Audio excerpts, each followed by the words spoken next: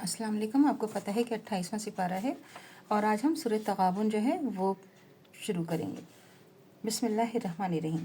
سب چیزیں اللہ کی پاکی بیان کرتی ہیں، جو کچھ آسمانوں میں ہے اور زمین میں ہے اسی کے لیے سچی بادشاہت ہے اور اسی کے لیے لامحدود تعریف ہے اور ہر چیز پر قدرت رکھتا ہے، اور وہی تو ہے جس نے تم کو پیدا کیا۔ پھر تم میں کوئی کافر ہے اور کوئی مومن، اللہ خوب دیکھتا ہے جو تم کرتے ہو۔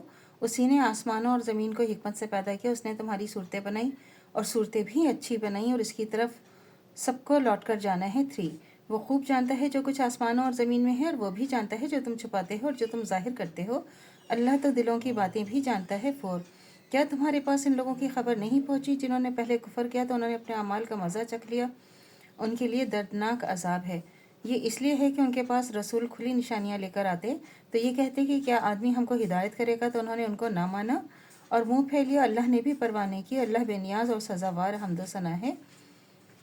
6 کافروں کو یہ عقیدہ ہے کہ دوبارہ ہرگز نہیں اٹھائے جائیں گے۔ کہہ دو میرے پروردگار کی قسم، تم ضرور دوبارہ اٹھائے جاؤ گے، پھر جو کام تم کرتے ہو وہ تم کو بتا دیے جائیں گے، اور یہ بات خدا کو ہی آسان ہے۔ 7 تو تم اللہ پر، اس کے رسول پر، اسے نور پر جو ہم نے نازل کیا ہے ایمان لاؤ۔ اللہ تمہارے اعمال سے باخبر ہے۔ 8 جس روز کے تم سب جمع ہونے کو روز جمع کرے گا، وہ نقصان کا دن ہوگا۔ جو ایمان لائے اللہ پر اور نیک عمل کرے، وہ اس سے برائیاں مٹا دے گا، باغات میں داخل کرے گا جن کے نیچے نہریں بہہ رہی ہیں اور ہمیشہ ان میں رہیں گی۔ تو یہ بڑی کامیابی ہے۔ 9 اور جو لوگ کافر ہوئے اور ہماری آیات کو جھٹلایا وہی دوزخی ہیں اور ہمیشہ وہاں رہیں گے، اور وہ بہت ہی بری جگہ ہے۔ 10 کوئی مصیبت بغیر اللہ کے حکم کے نہیں آتی، اور جو اللہ پر ایمان لاتا ہے وہ اس کے دل کو ہدایت کرتا ہے اور وہ ہر چیز پر قادر ہے۔ 11 اور اللہ کی اطاعت کرو، رسول کی اطاعت کرو، اور اگر تم منہ پھیلو گے تو ہمارے رسول کے ذمے تو صرف پیغام کو کھول کھول کر پہنچا دینا ہے۔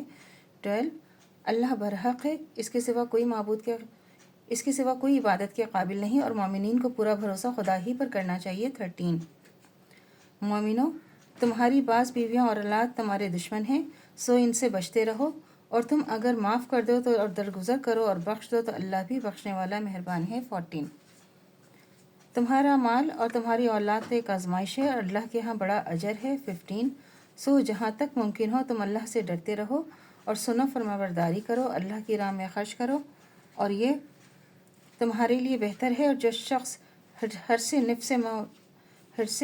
نفس سے محفوظ رہا تو یہ لوگ راہ پانے والے ہیں۔ 16 اور اگر تم اللہ کو اچھی طرح قرض دو گے تو اللہ اس کو تمہارے لیے بڑھا دے گا اور تم کو معاف کر دے گا، اور اللہ بڑا قدردان ہے۔ 17 اور وہ پوشیدہ اور ظاہر باتوں کا جاننے والا ہے، غالب اور حکمت والا ہے۔